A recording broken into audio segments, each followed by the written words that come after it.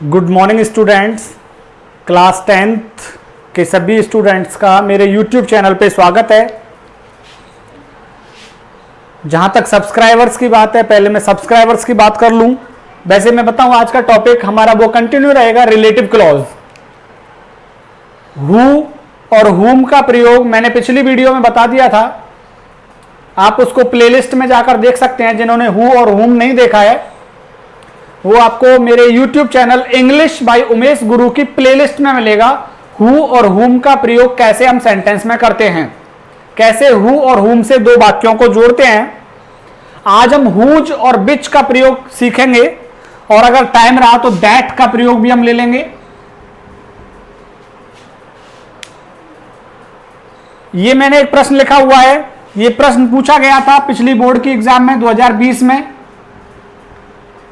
और कहा गया था इसको हु से जोड़िए। दो वाक्य थे, इन दो वाक्यों को हु से जोड़िए। तो चलो जोड़ते हैं। That is the teacher, he teaches us English. कौन सी नाउन वापस रिपीट हुई है, देखिए। दैट इज द टीचर, ये वह अध्यापक है। ही टीचेज अस इंग्लिश, जो हमको अंग्रेजी पढ़ाता है। तो टीचर रिपीट हुआ है यहां पे। दूसरे वाक्य में क्या रिपीट हुआ है, टीचर। तो आपको हु का प्रयोग किसके बाद कर देना है, टीचर के बाद कर देना है। कि जिस नाउन के बारे में अगले सेंटेंस में बताया जाता है उस नाउन के पीछे ही आप हु का प्रयोग कर दीजिए। देखिए कैसे हो जाएगा। That is the teacher who, अब ये हट जाएगा यहां से, टीचेज आस इंग्लिश। इस तरह से ये जुड़ जाएगा सेंटेंस। और मैंने आपको बताया भी था पिछले वीडियो में कि जब आप हु से जोड़ेंगे दो वाक्यों को तो क्या स्थिति बनती है। हु से पहले नाउन आता है, ये नाउन आ गया, ये रिलेटिव प्रोनाउन हो गया, और हु के बाद में वर्ब या हेल्पिंग वर्ब मिलेगी आपको। तो यहां पे टीच क्या है, वर्ब है। हेल्पिंग वर्ब तो नहीं है लेकिन वर्ब है। तो ये इस तरह से हु से हम जोड़ेंगे। ये हु और हुम मैंने पिछले वीडियो में क्लियर कर दिए हैं। आप मेरे YouTube channel English by Umesh गुरु की प्लेलिस्ट में जाकर के देखें, वहां पे वो वीडियो मिलेगी आपको। रिलेटिव क्लॉज हु और हुम डला हुआ है उस पर। अच्छा, अभी मैं एक छोटी सी गुफ्तगू अपने व्यूअर्स से कर लेता हूं। मेरे व्यूअर्स आपको पता ही है क्योंकि आप रेगुलर देखते हैं। मेरे व्यूअर्स की संख्या तकरीबन 1400 से प्लस है। 1400 से प्लस चल रही है मेरे व्यूअर्स की संख्या। लेकिन ये 1400 प्लस जो है मेरे 49.1 सब्सक्राइबर हैं और 50.8% ऐसे हैं जो मेरे व्यूअर्स मेरी वीडियो देख रहे हैं ये, लेकिन इन्होंने मुझको सब्सक्राइब नहीं कर रखा है। तो आपसे मेरा आग्रह रहेगा कि जब आप वीडियो देख रहे हैं, आपको वीडियो पसंद भी है, आप सारी वीडियोस को प्लेलिस्ट में भी देख पाएंगे, लेकिन कब, जब आप मुझे सब्सक्राइब करेंगे। ये सब्सक्राइब वर्ड लिखा होता है वहां पे, इसको आप प्रेस कीजिए, इसको दबाइए, सब्सक्राइबर बन जाएंगे आप मेरे। और सब्सक्राइबर बनने के साथ ही एक ऐसा बेल आइकन है, बेल आइकन है, घंटी का निशान है। उस घंटी के निशान को भी प्रेस करने से क्या फायदा होता है कि जैसे ही मैं वीडियो YouTube पे डालता हूं तो ये घंटी का निशान दबाने से आपको हर बार नई वीडियो का पता लगता जाएगा कि आज ये वीडियो डली है, सूचना मिलती जाएगी आपको। तो ये बेल आइकन है ना, इसको जरूर दबाइए। बेल आइकन प्रेस कीजिए, इस बेल आइकन को, जिससे कि आपको नोटिफिकेशन मिल जाए। और इन 50% जो मेरे व्यूअर्स हैं इनसे मैं चाहूंगा कि वो मुझे सब्सक्राइब भी करें और बेल आइकन भी दबाएं। जिन्होंने पहले सब्सक्राइब कर रखा है वो भी बेल आइकन दबा लें, जिससे कि उनके पास सूचना ऑलरेडी पहुंच सके। चलो हुज का प्रयोग करते हैं आज हम। हुज, सबसे पहली बात यह है पजेसिव।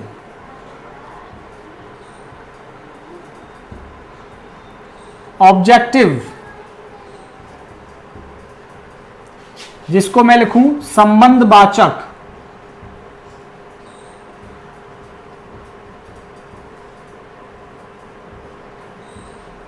के रूप में काम करता है।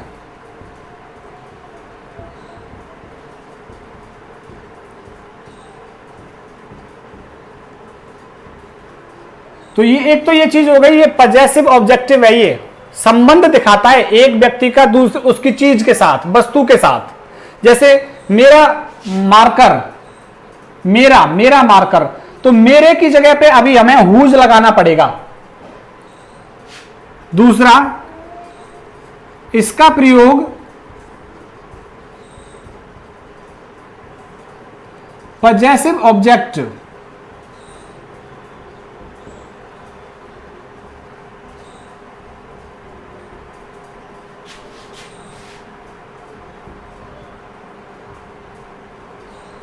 पजेसिव ऑब्जेक्ट, यहां पे मैं आपको श्रृंखला लिख देता हूं, आई से स्टार्ट करता हूं। Possessive object my, possessive case लिख देता हूं मैं यहां पे, possessive case my, our, your, his, her, their के स्थान पर होता है।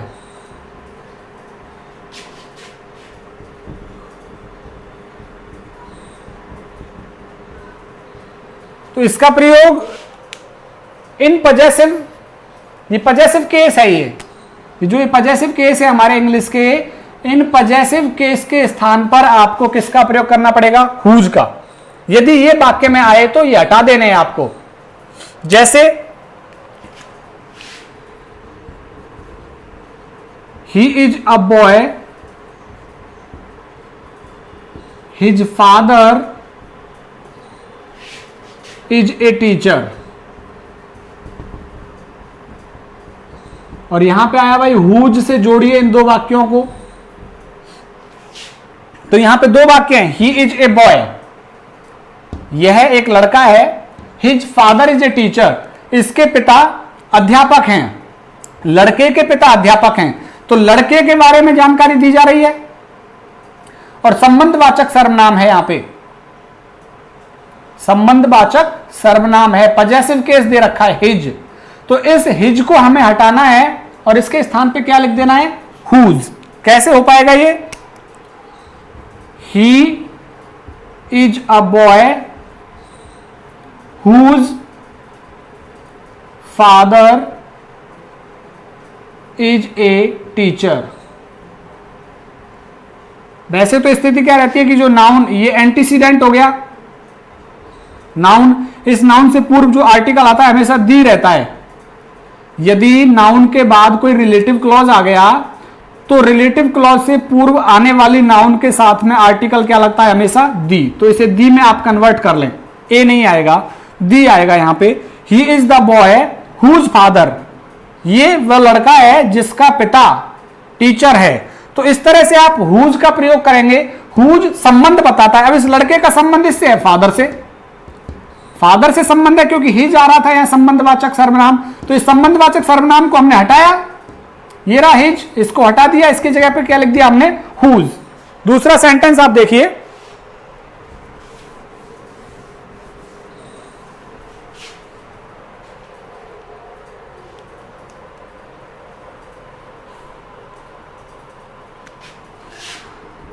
I met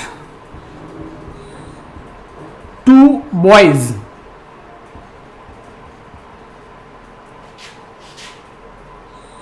Full stop. Their friend was a cricketer. और ऐसे आ जाता है, हुज से जोड़िए इसको। आई मैट टू बॉयज, मैं दो लड़कों से मिला। दियर फ्रेंड वॉज अ क्रिकेटर, उनका जो दोस्त था वो क्रिकेटर था। अब यहां पे पजेसिव क्या आया? दियर। एक तो ये वाक्य में से हट जाएगा हुज का प्रयोग यदि हो रहा है तो। और देखिए यहां पे एंटीसीडेंट कौन बनेगा? आई मैट टू बॉयज, मैं दो लड़कों से मिला। डियर फ्रेंड, उनका दोस्त, तो उनका किनका, इन लड़कों का, तो ये बनेगा हमारा एंटीसीडेंट। एंटीसीडेंट के बारे में मैंने शुरू की वीडियो में बताया था, 2 वीडियो डाल चुका हूं मैं क्लॉज की। एंटीसीडेंट के लिए आप मेरी पिछली वीडियो देखें। तो इसको हुज से हमें जोड़ना होगा, तो कैसे जुड़ेगा, I met 2 boys whose friend was, और ये ऐसे लिख देंगे हम इसको पूरा, आई मैट 2 बॉयज, मैं 2 लड़कों से मिला, उनका दोस्त क्रिकेटर था। अब देखिए और सेंटेंस देख लेते हैं हुज के।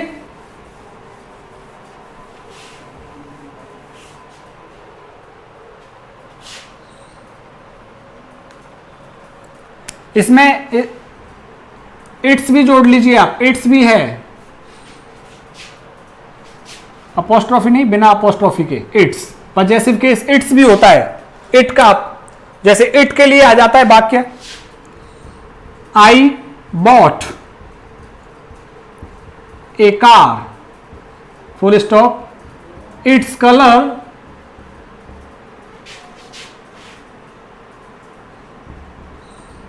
वॉज गुड, इसका रंग अच्छा था। तो यहां पे देखिए कैसे हो जाएगा, हुज से जोड़ना है इसको हमें, हुज से जोड़ेंगे तो संबंध, इस कार का संबंध दिखा रहा है किससे, रंग से। आई बॉट अ कार, मैंने गाड़ी खरीदी, इसका रंग, इट्स कलर, इसका रंग कैसा था, अच्छा था। तो यहां पे कैसे हो जाएगा, I bought a car whose colour was good, जिसका रंग अच्छा था। एक और सेंटेंस देख लीजिए,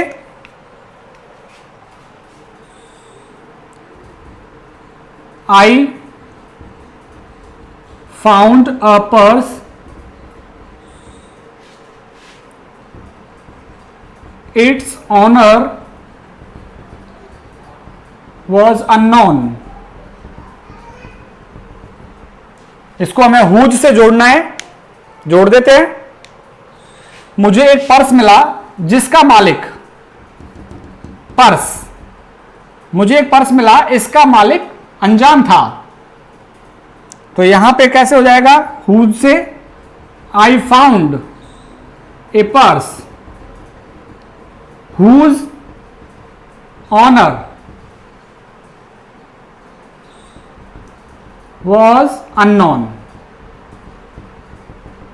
तो वैसे तो हुज का प्रयोग क्या है, मुख्यतः व्यक्ति के लिए होता है। हुज का प्रयोग मुख्यतः यहां पे लिख देता हूं मैं, मुख्यतः व्यक्ति के लिए,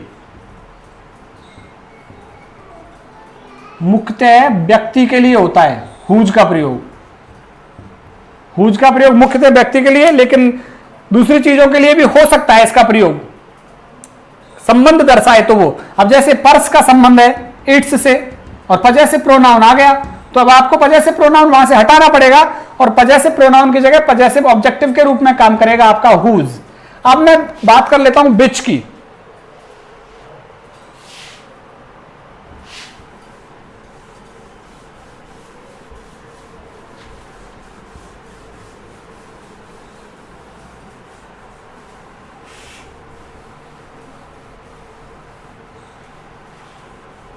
विच की बात करते हैं।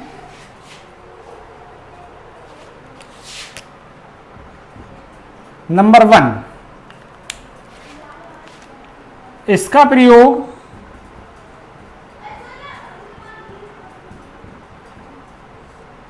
जानवर व निर्जीव वस्तु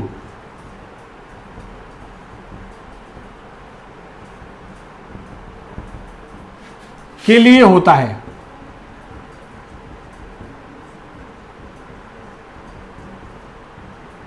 इसका प्रयोग जानवर व निर्जीव वस्तु के लिए होता है। दूसरा, ये बिल्कुल हु के जैसा प्रयोग है विच का, जैसे हमने हु का प्रयोग किया था, लेकिन हु का प्रयोग व्यक्ति के लिए होता है, विच का प्रयोग जानवर और निर्जीव वस्तु के लिए होता है। दूसरा, वाक्य में आए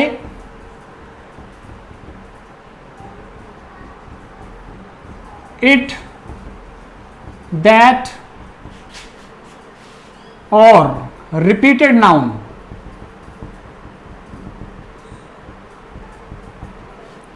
को हटा देते हैं।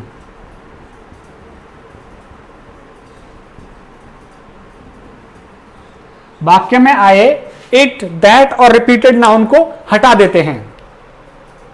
अब देखिए किस तरह से ये आपको याद रखना है कि जानवर और निर्जीव वस्तु, जैसे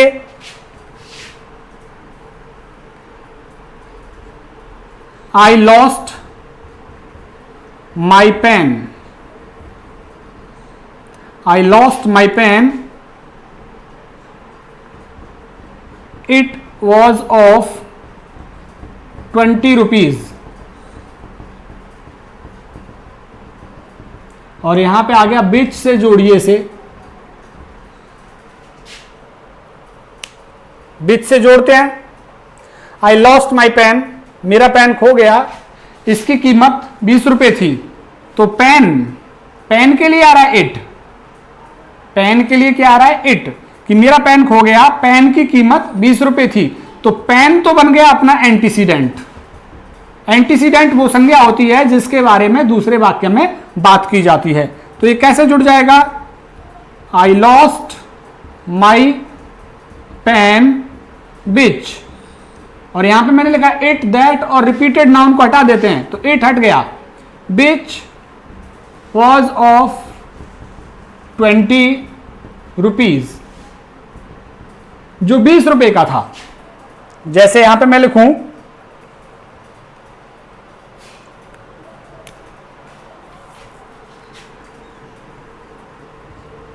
I bought a book. The book was interesting. दो वाक्य आ गए। I bought a book, मैंने एक पुस्तक खरीदी। The book was interesting, और यहां पे which का प्रयोग करना है हमें। तो देखिए आई बॉट अ बुक, मैंने एक पुस्तक खरीदी, द बुक, इसी पुस्तक को फिर से रिपीट किया है। तो कैसे बन जाएगा, आई बॉट ए बुक, और फिर ये कह रहा है कि रिपीटेड नाउन, ये नाउन रिपीट हुई है, यही संज्ञा, क्योंकि पहले वाक्य में भी ये संज्ञा थी और दूसरे वाक्य में भी यही संज्ञा आ गई। तो I bought a book which was interesting, मैंने एक बुक खरीदी जो कि रुचिकर थी। तो ये जुड़ गया, देखिए बीच आ गया, बीच से पहले वो बुक, वो नाउन आ गई जिस नाउन को अगले वाक्य में बताया गया है। और मैं इसका उदाहरण आपको दे देता हूं।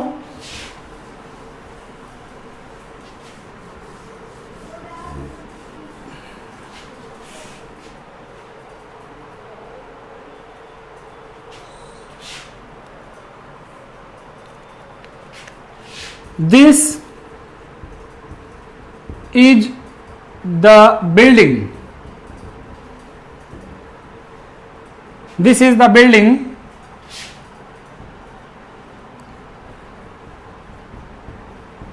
that was built by my grandfather. और यहां पे आ गया जैसे बीच, बीच से इसे जोड़िए, वहां पे ब्रैकेट में दिया हुआ होगा आपके पास।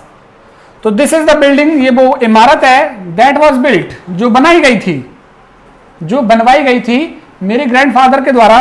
तो बिल्डिंग की चर्चा हो रही है, अगले सेंटेंस में भी बिल्डिंग की चर्चा हो रही है, दैट वाज बिल्ट। तो यहां पे कैसे कर देंगे, दिस इज द बिल्डिंग, और दैट हटा देंगे, दैट was built। तो इस तरह से इसको हम बनाएंगे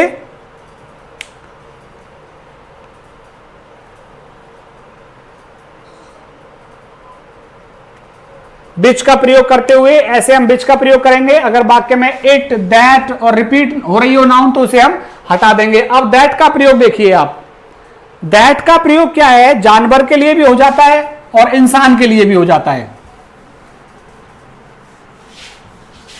जबकि ये हु और बिच, हु का प्रयोग हम इंसान के लिए करते हैं और बिच का प्रयोग जानवर के लिए करते हैं। अब दैट का प्रयोग, दैट इधर लिख देता हूं मैं, दैट नंबर 1, इसका प्रयोग व्यक्ति, जानवर, इसका प्रयोग व्यक्ति, जानवर और निर्जीव वस्तु के लिए होता है।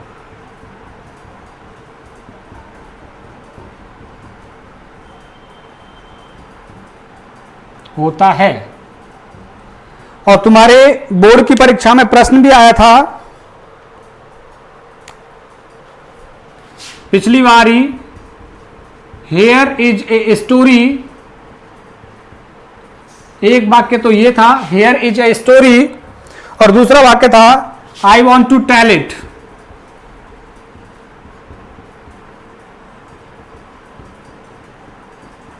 ये दो वाक्य आए थे और इनको दैट से जुड़वाया था।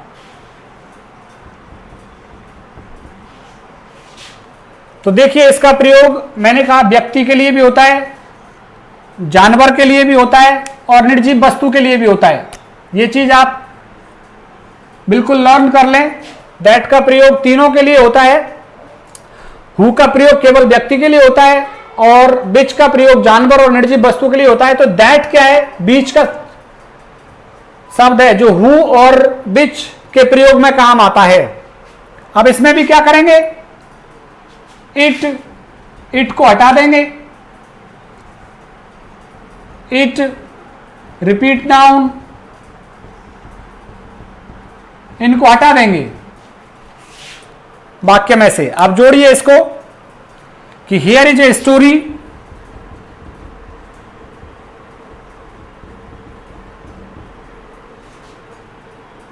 हियर इज ए स्टोरी, ये कहानी है, I want to tell it.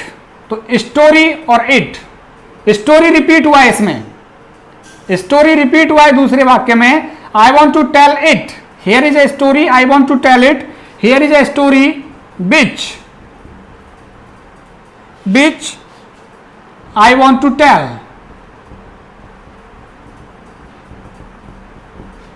तो इस तरह से हो जाएगा। यहां पे आपने देखा स्टोरी आ गया और स्टोरी के बाद रिलेटिव प्रोनाउन आ गया। हियर इज ए स्टोरी, ये वो कहानी है, विच आई वॉन्ट टू टेल, जिसे मैं कहना चाहता हूं। तो ये इट यहां से अपने आप ही हट जाएगा वाक्य में से। अगला सेंटेंस देखिए आप, ये आपके बोर्ड परीक्षा 2020 में आया हुआ प्रश्न है। अभी आपको ज्यादा क्लियर हो जाएगा कुछ एग्जांपल्स के साथ। That I want to tell, मैंने बिच लिख दिया था वहां पे, इस तरह से बनेगा, हेयर इज ए स्टोरी, क्योंकि बिच का प्रयोग भी कर सकते हैं ना वहां पे, that I want to tell.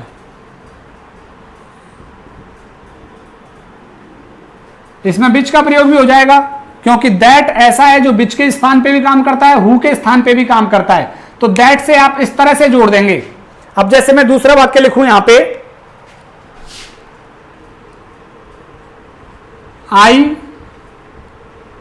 Got a mobile, I got a mobile, it was valuable. मुझे एक मोबाइल मिला, इट वॉज वैल्यूएबल, ये कीमती था। तो कैसे, यहां पे दैट आ गया, जैसे दैट से बनाइए, जोड़िए इसको। तो जो अगले वाक्य में रिपीट होती है जो नाउन, उसके साथ में हमको लगाना होगा रिलेटिव प्रोनाउन। तो देखिए मोबाइल रिपीट हो रहा है, इट, मोबाइल यहां पे रिपीट हुआ इट, जैसे वहां पे स्टोरी रिपीट हुई थी कि here is a story I want to tell it, तो ये पहला वाक्य था और दूसरा वाक्य क्या था, I want to tell it, और पहला वाक्य ये था हियर इज ए स्टोरी, जो आपके 2012 में आया था, तो सॉरी 2020 में आया था। दो वाक्य ये थे, तो यहां पे देखिए स्टोरी रिपीट हुई थी, here is a story I want to tell it, it ये रहा, स्टोरी के लिए आया तो हमने इट को हटा दिया, और स्टोरी जिस नाउन के बारे में बात की जाती है उसके पीछे लगा देते हैं हम रिलेटिव प्रोनाउन को, तो दैट हमने इसलिए यहां पे लगाया, देखो ये लग रहा दैट, क्योंकि स्टोरी के बारे में बात हुई है अगले वाक्य में कि here is a story I want to tell it, ये कहानी है मैं बताना चाहता हूं इसको, इसको किसके लिए आया था, स्टोरी के लिए, इसलिए हमने स्टोरी के पीछे दैट लगाया। आई गॉट अ मोबाइल, मुझे एक मोबाइल मिला, इट वॉज वैल्यूएबल, तो ये इट किसके लिए आ रहा है, मोबाइल के लिए आ रहा है, तो यहां पे इसका हम जब जोड़ेंगे तो कैसे बन जाएगा, I got a mobile that was valuable, जो कि कीमती था। जैसे इंसान के लिए भी हम इसका यूज करते हैं, I talked Mohan he is unknown to me, इसको कहे भाई दैट से जोड़िए इसको, तो जो रिपीट होगा ना उसको हमें जोड़ना है। आई टॉक्ड मोहन, मैंने मोहन से बात की, ही इज अननोन, वो मेरे लिए अनजान है, तो वह किसके लिए आ रहा है, मोहन के लिए आ रहा है वह, तो मोहन के पीछे क्या लगाना होगा हमको, रिलेटिव प्रोनाउन, कैसे लगेगा, I talked Mohan that is unknown to me, जो मेरे लिए अननोन है। एक और लिख लेते हैं हम,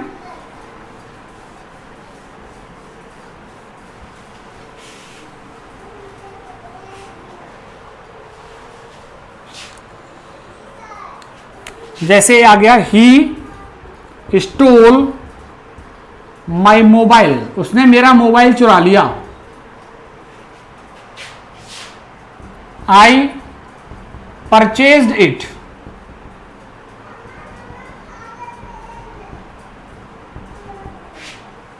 आई परचेज्ड इट,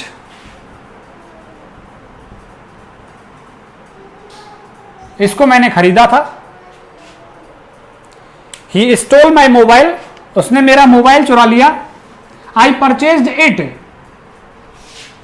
इसको अब देखिए मोबाइल के बारे में बताया यहां पे दूसरे वाक्य में, और दैट से जोड़ना है हमें, इसको चाहे आप दैट से जोड़ दीजिए और विच से कहता है तो विच से भी जोड़ दीजिए, क्योंकि निर्जीव वस्तु है तो दोनों से जुड़ जाएगा ये। कैसे, he stole my mobile that I purchased, it हट जाएगा यहां से, ऐसे ही बीच में होगा, he stole my mobile which I purchased, full stop full stop, क्योंकि बिच का प्रयोग भी इसलिए कर सकते हैं, दैट का प्रयोग जानवर के लिए होता है, बिच का प्रयोग जानवर के लिए होता है, दैट का प्रयोग व्यक्ति के लिए होता है तो हु का प्रयोग भी व्यक्ति के लिए होता है। तो ये हमारे आज हमने हुज, बिच और दैट का प्रयोग सीखा। अभी रिलेटिव एडवर्ब, इसमें रिलेटिव एडवर्ब और हैं बहन, व्हेन, वेयर, इनका प्रयोग भी मैं आपको सिखाऊंगा, व्हेन और वेयर का। बने रहिए आप मेरे YouTube channel English by Umesh गुरु के साथ। और जो मेरी एक अपील है कि जो 1500 लोग मुझे देख रहे हैं लेकिन सब्सक्राइब नहीं किया है, वो मुझे सब्सक्राइब कर लें और बेल आइकन जरूर दबाएं। बहुत बहुत धन्यवाद।